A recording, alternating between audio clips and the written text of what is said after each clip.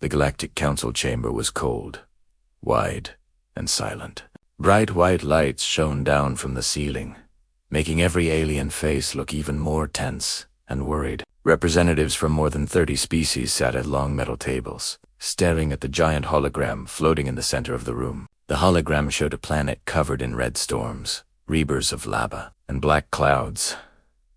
This was Vorganine, a deathworld that no species dared to visit.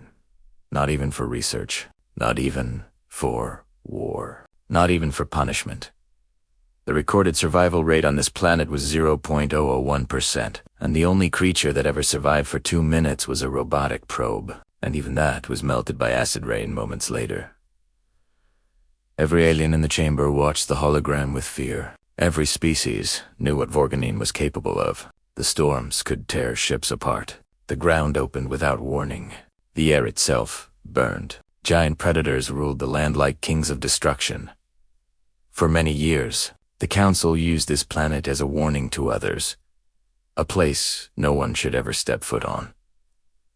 But today, something different was happening. The Council was discussing the fate of humanity. The Lakari ambassador, a tall creature with 4 dark eyes, stood up and slammed his fist on the table. Humans broke 3 interstellar laws, he shouted. Their actions demand punishment.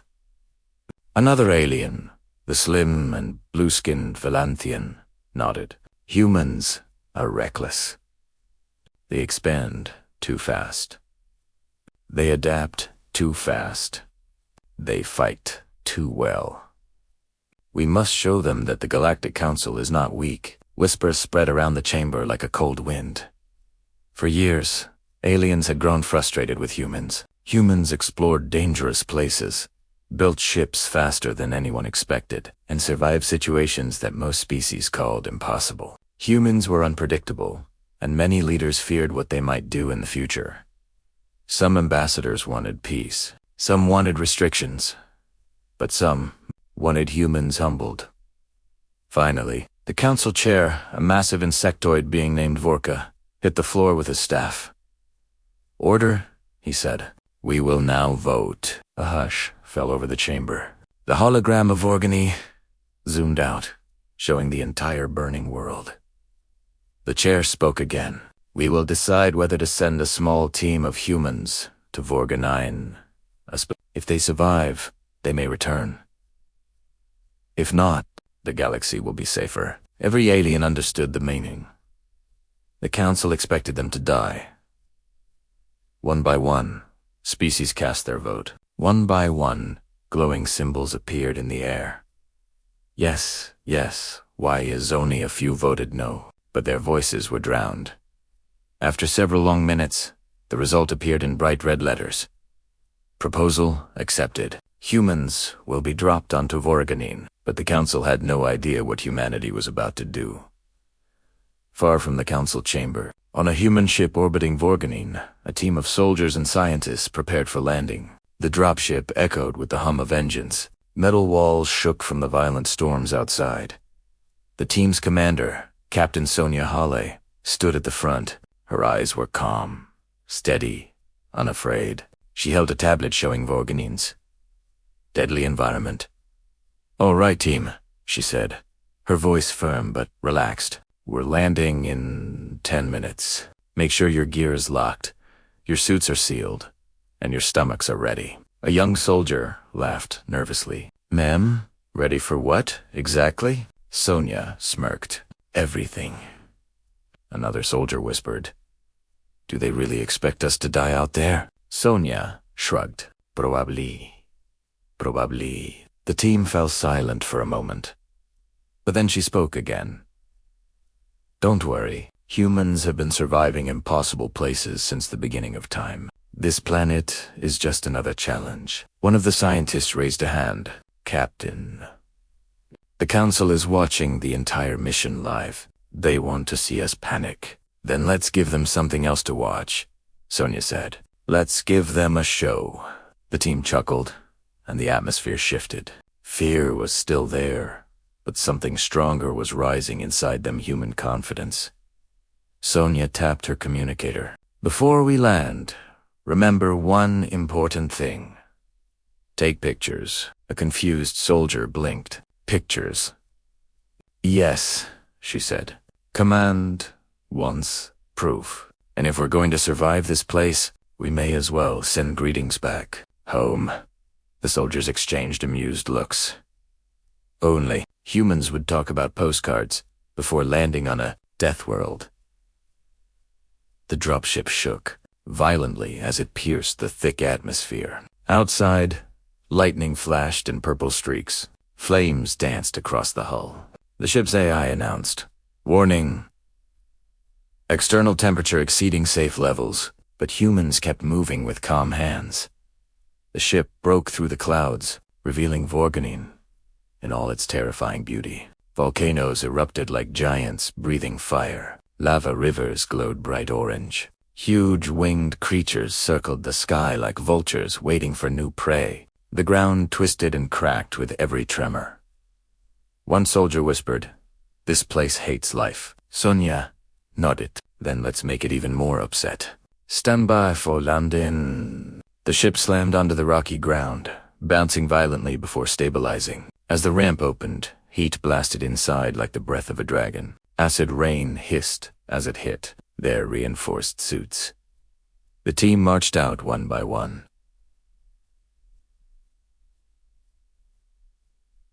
The planet's roar echoed across the valley. Lava. Beasts, aliens watching through council screens, leaned closer, expecting the humans to scream and run.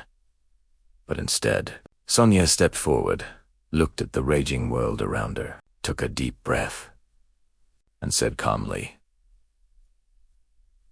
"All right, team, let's begin exploring. And remember, good scenery means good postcards." Aliens watching froze in disbelief. Humans had just stepped onto the deadliest world in the galaxy, and they were acting like tourists. The impossible mission had begun. The ground beneath the humans shook like a beating drum, heavy and angry. Vorganine did not welcome visitors. The moment the humans stepped onto the rocks, the planet reacted as if waking from a deep sleep, ready to attack anything alive. "Captain." Sonia Haller raised her hand and signaled the team to form a circle. Dust storms swirled around them, carrying tiny sparks of burning ash. Even breathing inside the suit felt like sitting inside a furnace. "Stay close," Sonia ordered. The humans spread out carefully, boots sinking slightly into warm ash. The sky above them boiled with red clouds that moved unnaturally fast, almost like giant predators waiting to strike. A low rumble traveled through the ground. It was not thunder. It was the planet itself. A soldier named Rafi checked his scanner. Captain!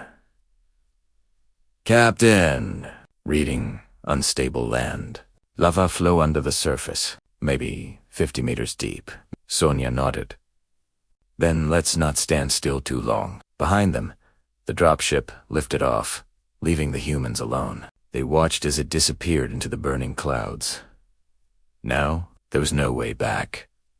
The Galactic Council watched everything through drones placed around the landing site. In the council chamber, alien leaders leaned forward, eyes wide, waiting for the first human scream.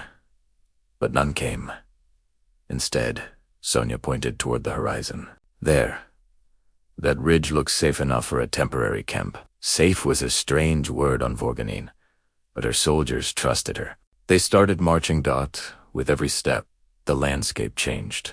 Jagged black rocks turned red. Pools of steaming liquid bubbled like boiling soup. The air shimmered from heat.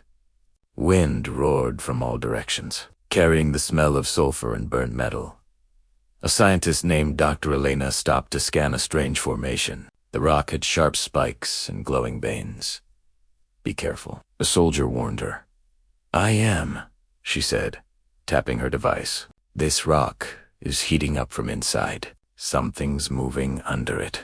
Before she could finish her sentence, the ground erupted. A burst of fiery gas shot upward, throwing Elena backward. The team rushed to help her. She slid across the ash, coughing inside her helmet. "I'm okay," she said, standing up. "Just surprised." Above them, council members watched the replay in shock. Did she just survive that explosion? How are humans still alive? They should be in pieces.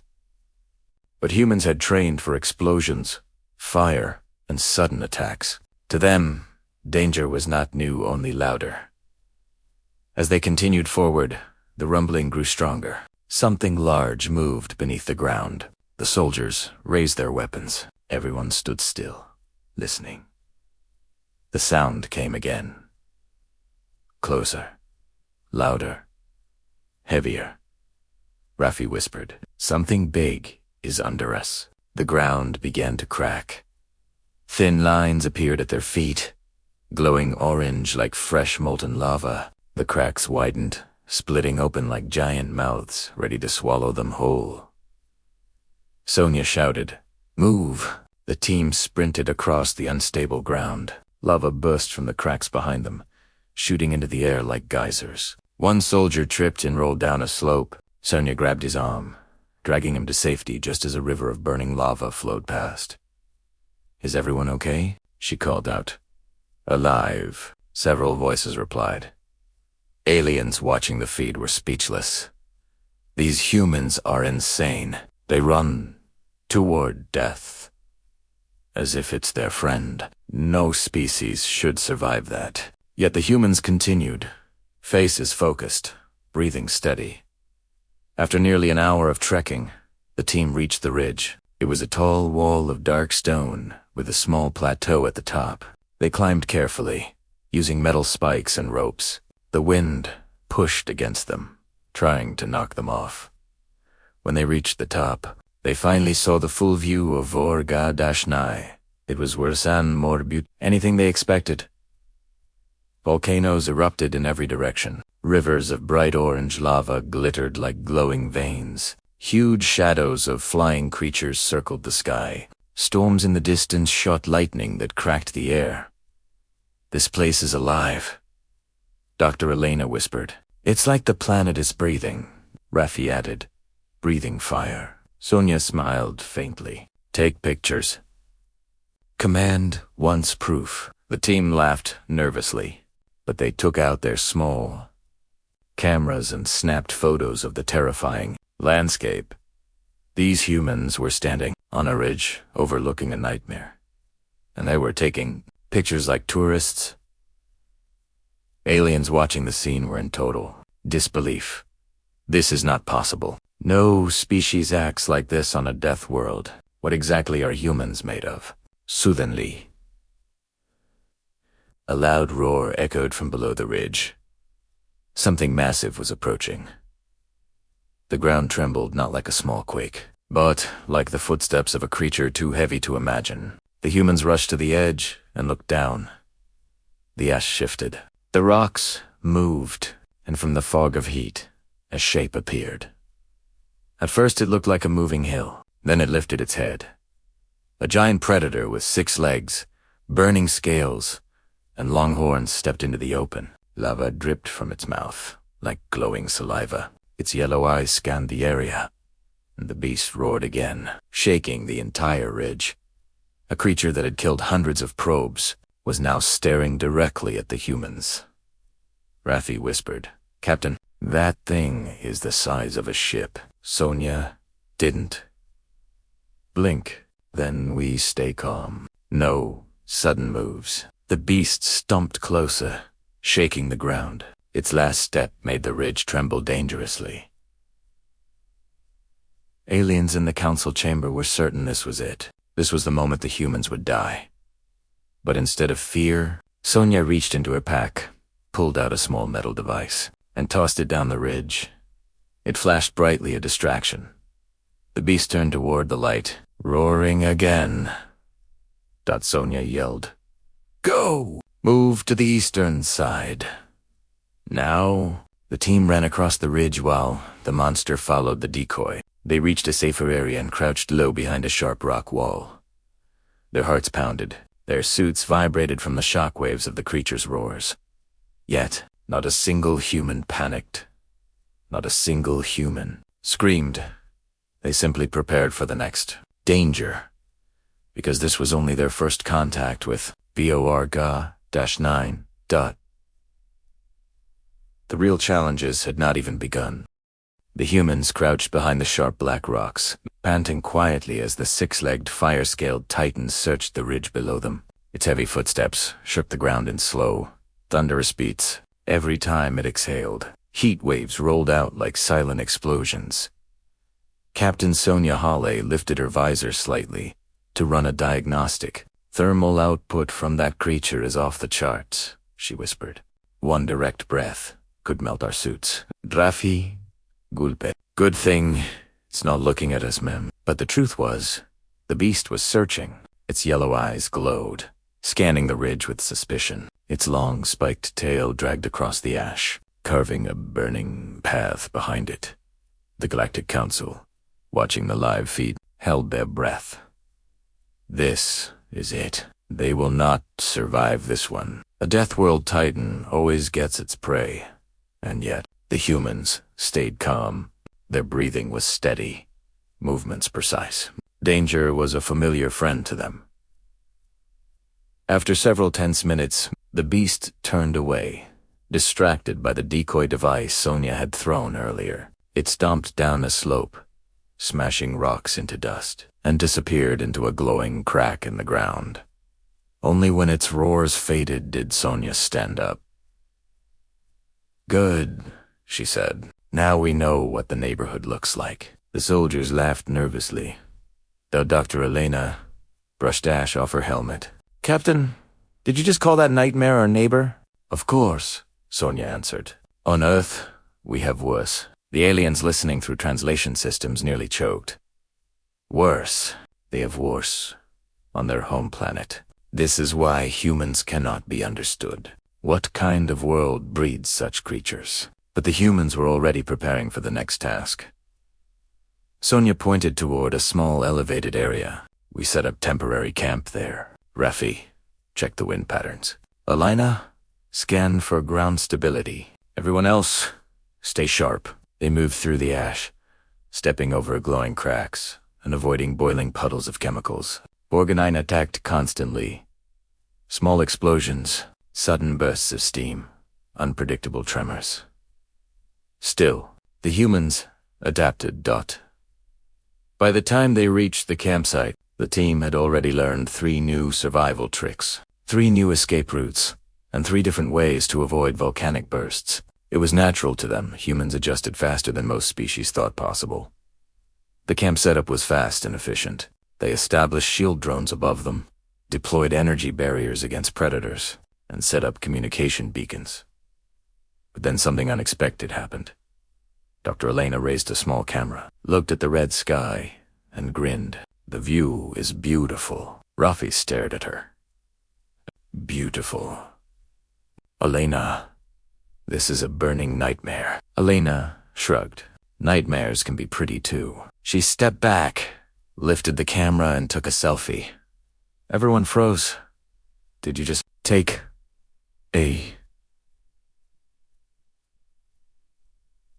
a photo?" Sonia asked. "For documentation," Elena replied with a serious tone. Before smiling again, Rafi joined in. "Actually, that's not a bad idea." Command did ask for visual proof. Another soldier added, "Maybe send it like a greeting card." Sonia raised an eyebrow. "A greeting card from this place." The idea caught fire instantly. Humans were strange like that when danger tightened its grip. Their humor got even stronger.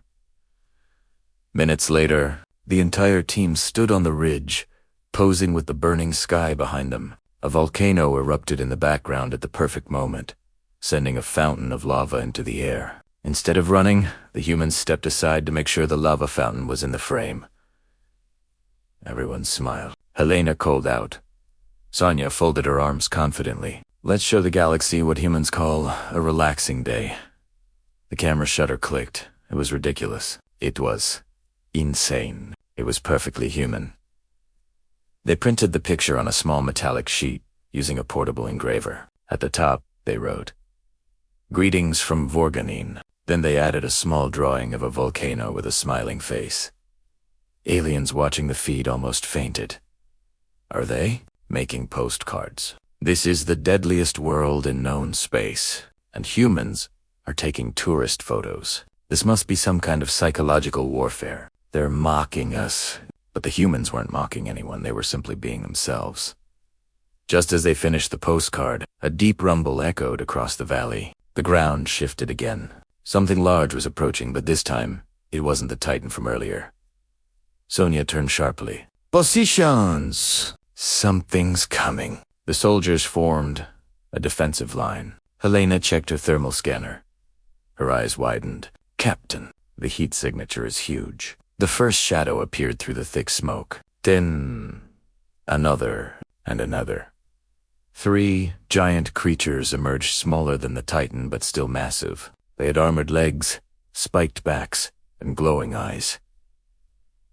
"Pack hunters," Sonia muttered. "Great. Great," Raffi added. "Why would a Deathworld even need pack hunters? Isn't everything deadly enough already?" Before anyone could answer, the creatures charged. Their footsteps thundered across the rocky ground. The smallest one jumped first, its jaws wide open. Sonia reacted instantly. "Deploy the sonic barrier." A soldier activated a field device. A burst of sound exploded outward, invisible but powerful. The creature slammed into the wave and stumbled backward, confused. But the other 2 kept coming. "Left flank," Sonia shouted. "Force them into the lava vent."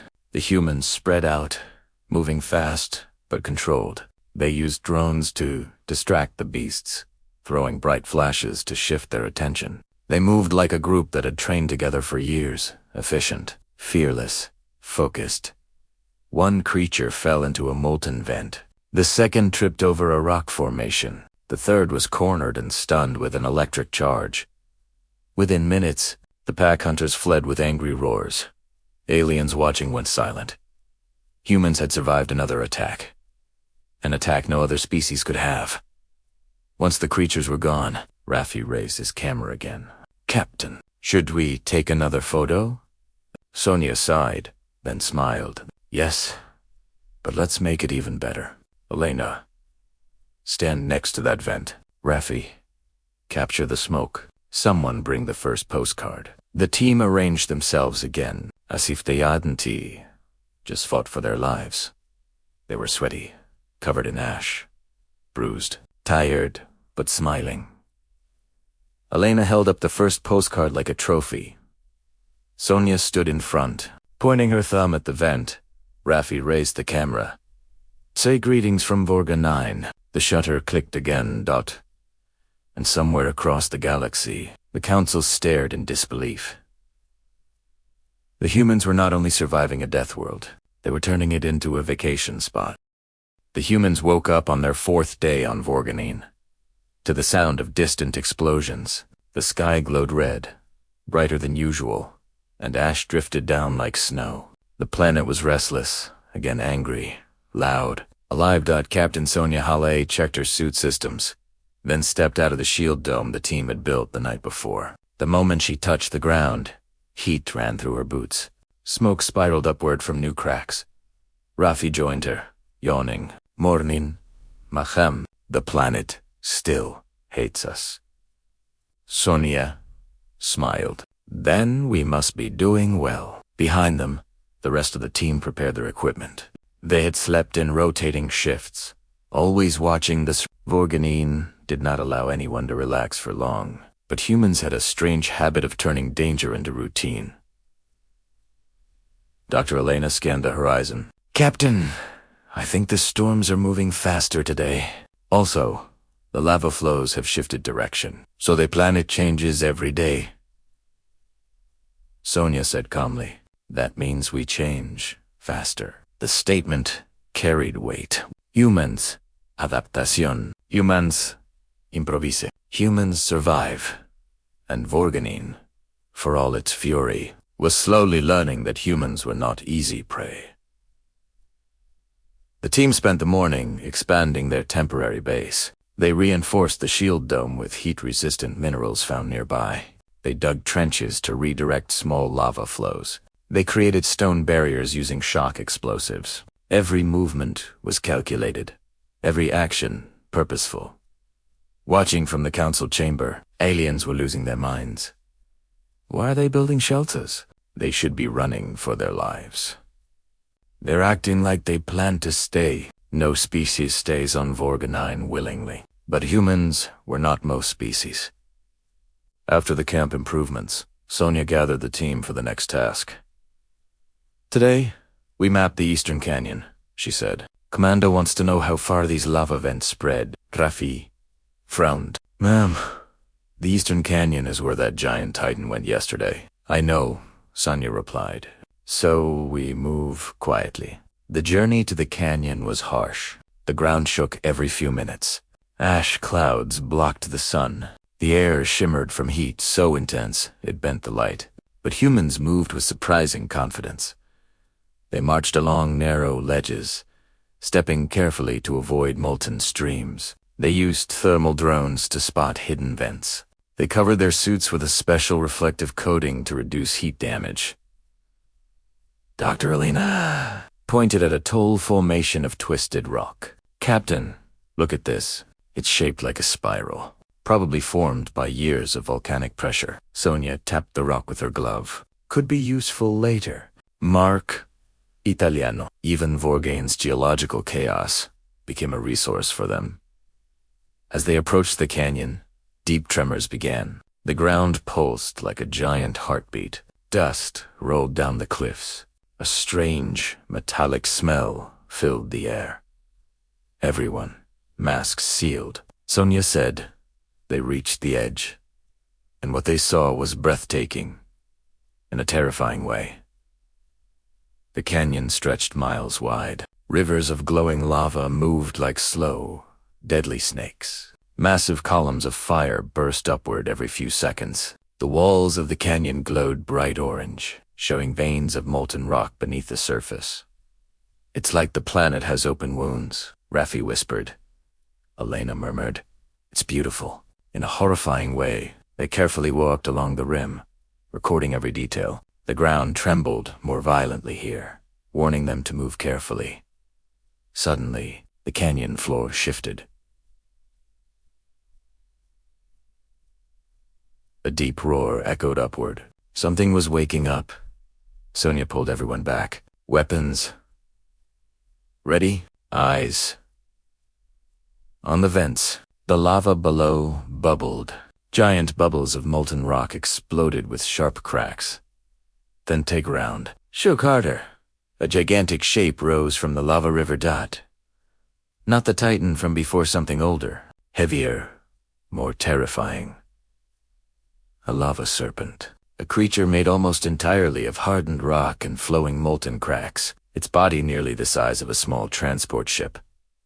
Its head was long and angular, glowing from within. Lava dripped from its jaw like burning tears. When it opened its mouth, the heat hit the humans like a giant furnace. Rafi whispered. Captain, we can't fight that. Correct, Sonia said. So we don't. The serpent lifted itself higher, sensing vibrations. It swung its head toward the ridge. Searching. Sonia slowly removed a flare from her pack. On my signal, she whispered. Move left. Quietly, the serpent sniffed the air with a deep growl. Sonia threw the flare toward the opposite side. The bright spark sizzled and popped when it landed. The serpent turned sharply toward the noise. Move, Sonia hissed. The human slid behind a large rock formation. The serpent lunged at the flare, smashing the ridge. Fire burst upward. The shockwave hit the humans, knocking dust and ash into the air. But they remained hidden and silent and alive.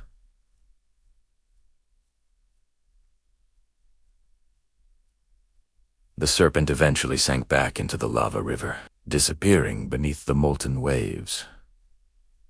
Once the danger passed, Elena exhaled shakily. That thing.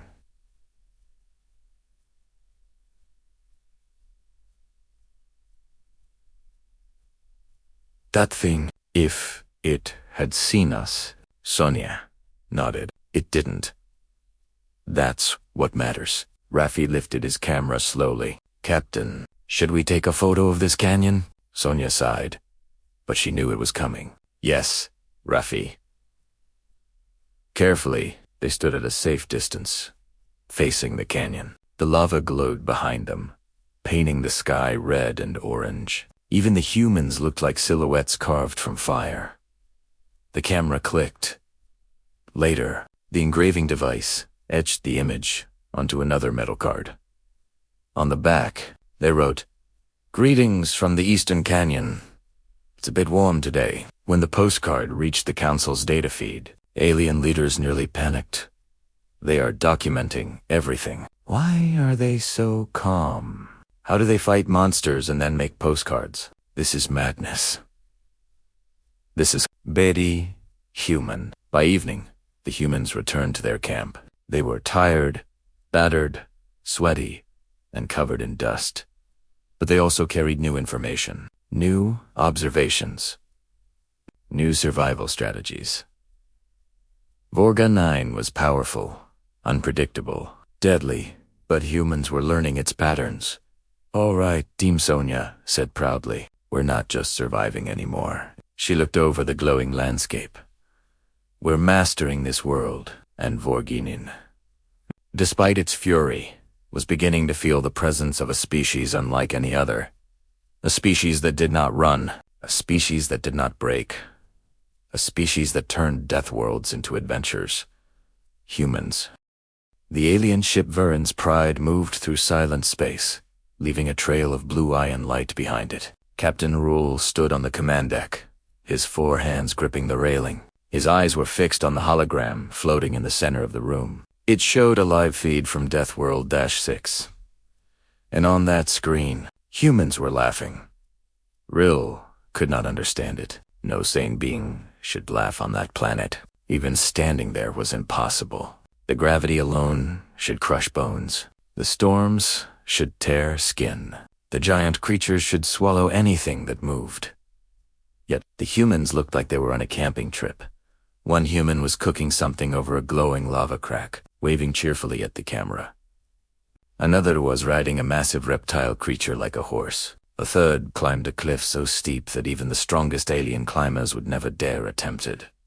Riel whispered, "How are they alive?" Commander Horak, standing beside him, answered in a low voice, "Captain, they are not only alive, they are enjoying Italiano." The entire command deck stayed silent. Every officer watched in disbelief. Then another message appeared on the feed, a postcard. Bright, colorful, cheerful. The same type of message humans kept sending to every alien government. A greeting from a planet that was supposed to kill them in seconds. Rel read the new one aloud. "Greetings from death, weather, terrifying, terrain, trying to kill us. Creatures, huge but friendly if you bring snacks. We're building a small base. Wish you were here." Team Humanity, the bridge crew, stared at the words like it was a curse. Jurak broke the silence. "Captain, do we show this to the Council?" "We have no choice," Riel said. "The entire galaxy will want answers." He turned away from the screen, but something kept bothering him. Humans were not just surviving. They were adapting, changing, growing stronger. What if the galaxy made a serious mistake? What if sending them to Deathworld-6 only made them more powerful? Riel exhaled slowly. "Prepare the report and send a transmission to every ship near the Deathworld. No one goes near it.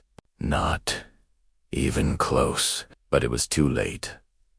Because on Deathworld-6, something impossible was taking shape. On the planet, the human camp buzzed with energy. Supplies moved, workers shouted, and metal structures rose from the ground. Ethan Woods watched it all with pride. He had grown up thinking humanity was small, weak, and slow, but Deathworld 6 had changed everything. Here, humans were not weak. The planet forced them to be better. Even the youngest soldiers could now run faster, climb harder, and survive longer than any trained elite back home. Ethan smiled as he checked the new outpost. It was small but strong, built from a mix of human tools and scavenged alien metal. Behind him, Mia shouted, "Ethan, the new scanners are online." He walked over to her. "Any life signs?" "Only the usual monsters," she replied. "But there's something else. The planet is changing around us." "How? Adapting to us?" she said softly. Ethan lifted an eyebrow. "You mean reacting?" "No," Mia said.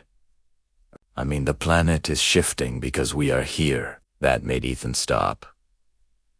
The storms were calmer near the base. The ground vibrated less. The creatures avoided the camp, as if giving it space. Deathworld 6 was still deadly, but something subtle had changed, as if the planet respected them. Before Ethan could think more, Lucas ran toward them, waving a printed sheet. "New message from orbit," he said breathlessly. Ethan read it quickly. "All humans must leave the Deathworld immediately. This world is too dangerous. Evacuation ships on the way." Ethan laughed. "Evacuate? After all this work? After all this progress?" Lucas grinned. "Maybe they think we're in danger." Mia shook her head. "No. They're scared. Not for us. Of us. Us. Us." Ethan felt a strange feeling rise inside him, a mix of pride and something darker.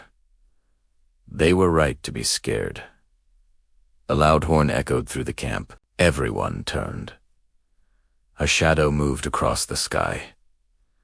A huge alien cruiser descended. Engines roaring, lights glowing like fire. It stopped high above the base, watching silently. Mia whispered, "They think we're a threat." Ethan looked at the sky and smiled calmly. "Good," he said. "It means they finally understand us." On the alien cruiser, Captain Rawl watched the humans stare back at his ship. "Tay where to come, confident. Fearless dot." He touched a button. "Open a direct channel." A blue screen blinked on, showing Ethan, Mia, and Lucas standing together. Dust swirled behind them. Lava glowed in the distance. Ethan spoke first. "Hello up there. Enjoying the view." Rill cleared his throat. "Human delegation. You must leave the planet at once." "No?" Ethan replied. "No?" Rill repeated, stunned. "This is our mission," Ethan said. "We are succeeding, and we sent postcards to show we're doing great." Rel, Seagate, "This planet is a danger to the galaxy. It must be quarantined." "Captain," Ethan said calmly, "you didn't expect us to survive, and now that we have, you fear what we become here." Rel froze. He had no answer. Mia stepped forward. "We are not your enemy, but if you push us, you will not like the result." Rel felt a cold wave run down his spine. Humans, always small, always underestimated, until one day they weren't. He closed the channel. "Prepare a full report. The council must see this," Jurek whispered. "Sir, what will the council decide?" Reed swallowed. "I don't know," but deep inside, he feared the truth. The galaxy was about to change, and humans were leading that change. The Galactic High Council chamber was silent. 12 alien leaders sat in a circle of dark stone, each one representing a different star system. Blue smoke drifted in the air above the glowing holoscreen that replayed the most recent footage from Deathworld 6. Humans laughing, humans smiling, humans building, humans surviving what no one else could. And then the part that froze every alien in the room. A giant Deathworld beast bowing its massive head toward a human soldier as if showing respect. The High Speaker, a tall insectoid, being named Kritha, slammed his claws on the table. "This is not normal," he hissed. "No species should create peace with Deathworld creatures. This world adapts to kill everything." Another leader, a scaled reptilian general, shook his head. "Not everything. It is adapting to humans." A whisper spread through the chamber. Kritha turned toward Captain Rahl, who stood alone in the center, nervous but steady. "Captain," the High Speaker said, "you reported that the humans refused evacuation." "Yes," Riel replied. "They said this planet challenges them, and they want that challenge." The room erupted into shocked murmurs. Kritha slammed his claw again. "Silence! Silence!" When the room quieted, he continued. "This cannot be allowed. Humans may evolve beyond our control. They may become stronger than any species in this council. Their natural adaptability is dangerous. Their ability to survive is dangerous.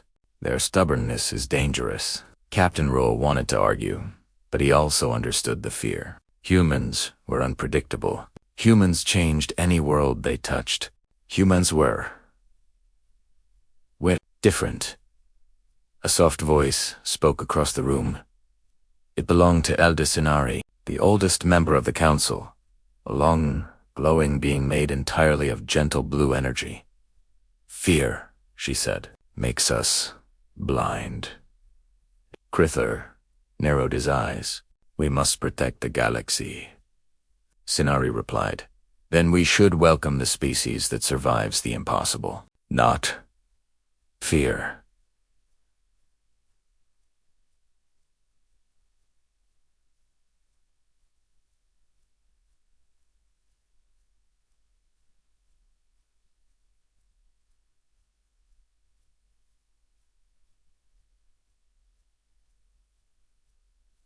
Not fear them. Her words lingered in the air like drifting starlight.